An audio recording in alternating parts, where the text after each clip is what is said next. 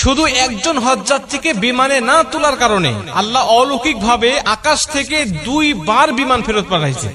ঘটনাটা মাত্র 2 দিন আগের। আপনারা অনেকেই পত্র পত্রিকায় দেখেছেন। লিবিয়ার একজন মুসলিম যুবক, তিনি এই চলতি বছরে হজ করার জন্য সৌদির উদ্দেশ্যে রওনা হয়েছিলেন। উনি যখন ইমিগ্রেশন পাস করে, বোর্ডিং পাস করে যখন তিনি চলে আসছেন বিমানে উঠবেন, সর্বশেষ যাত্রী তিনি বিমানে ওঠার জন্য, উনি যখন উঠবেন তখন সিকিউরিটি গার্ড তাকে বলছেন যে আপনার পাসপোর্ট জনিত সিকিউরিটি ইস্যু রয়েছে, এর কারণে আপনি বিমানে উঠতে পারবেন না, আপনার হজে যাওয়া হবে না। উনি বলছেন যে আমাকে যখন বাধা দিল আমার মধ্যে কোনো হতাশা কাজ করতেছিল না, কারণ আমার মধ্যে প্রবল ইচ্ছা আর আগ্রহ ছিল যে আল্লাহ অবশ্যই আমাকে মক্কায় নিয়ে যাবে, আমাকে হজ করার জন্য নিয়ে যাবে। সিকিউরিটি গার্ডের আমাকে সান্ত্বনা দিতে লাগলেন, দেখেন যে আপনার সমস্যার কারণে আপনি যেতে পারবেন না, আল্লাহ বাঁচায় রাখলে আপনি আপনার সামনের বার যাবেন। তো উনি বলছেন দেখেন আমি হজ করার জন্য নিয়ত করেছি এবং বাসা থেকে বের হয়ে আসছি, নিয়ত করার দায়িত্ব আমার আর নিয়ে যাওয়ার দায়িত্ব আল্লাহ পাকের। অতএব আমি যেহেতু এখান পর্যন্ত চলে আসছি, আপনারা বিশ্বাস করেন এই বিমান যাবে না, আমাকে না নিয়ে এই বিমান যাবে না। উনি কথাটা বলতে বলতে বিমান স্টার্ট হয়ে গেছে, দরজা বন্ধ করে দিয়ে চলে গেছে। আকাশে যখন উড়ে চলে গেছে হঠাৎ বিমানের মধ্যে সমস্যা, যান্ত্রিক ত্রুটি। তখন বিমান আবার ব্যাক করছে। ব্যাক করার পরে তারা দরজা না খুলেই, পাইলট দরজা না খুলেই আবার এগুলো ঠিক করেছে। ঠিক করার পরে আবার বিমান উড়ে চলে গেছে। আবার যখন উড়ে চলে গেছে একই সমস্যা। বিমান তো অবাক, আমরা ঠিক করলাম, ভালো বিমান নিয়ে আকাশে উড়লাম, আবার ত্রুটি দেখা দিল, আবার গিয়ে ঠিক করলাম, আবার চলে আসলাম, আবার একই সমস্যা দেখা দিল।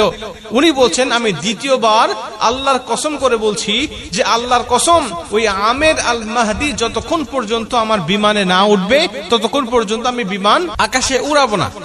উনি কসম করে এখানে নিয়ে আসছেন, নিয়ে এসে বলছেন যে আপনি বিমানে ওঠেন, এবং আপনাকে না নিয়ে যাওয়ার কারণে আল্লাহ অলৌকিক ভাবে আমার বিমানের মধ্যে 2 বার একই সমস্যা দিয়েছে, যে সমস্যার সমাধান আমরা করেছি, কিন্তু আপনাকে না নিয়ে গেলেই সমস্যা আবার নতুন করে সৃষ্টি হচ্ছে। আমের আল মাহদি বলছে দেখেন আল্লাহ পাকের কাছে আমি নিয়ত করেছি, আমি হালাল টাকা দিয়ে আমি হজ করার জন্য নিয়ত করেছি, আমার পাসপোর্ট জনিত ইস্যু যেটা আপনার সমস্যার কথা বলছেন এটা আসলে সমস্যা নয়, তারপরে যদি আপনার সমস্যা ধরেছেন, আপনারা আমাকে না নিয়ে গেলে বিমান যাবে না, বা আমাকে না নিয়ে আপনারা যাবেন না, এই বিশ্বাস আমার মধ্যে আছে, এজন্য আমি কথাটা বলেছি। সবাই তাকে তো আগ্রহ করে ধরলেন এবং সবাই তাকে বিভিন্নভাবে সংবর্ধনা এবং সম্মানিত করতে লাগলেন। এখান থেকে পরিষ্কার ভাবে বক্তব্য বোঝা যায় যে আল্লাহ পাকের কাছে যখন কোনো ব্যক্তি খাঁটি দিলে নিয়ত করে, আল্লাহ পাক তখন সেই নিয়তটা পূর্ণ করে, এটা আল্লাহ পাকের দায়িত্ব। বান্দার চেষ্টা যখন শেষ, আল্লাহ পাকের সাহায্য তখন থেকে তার শুরু হয়ে যায়।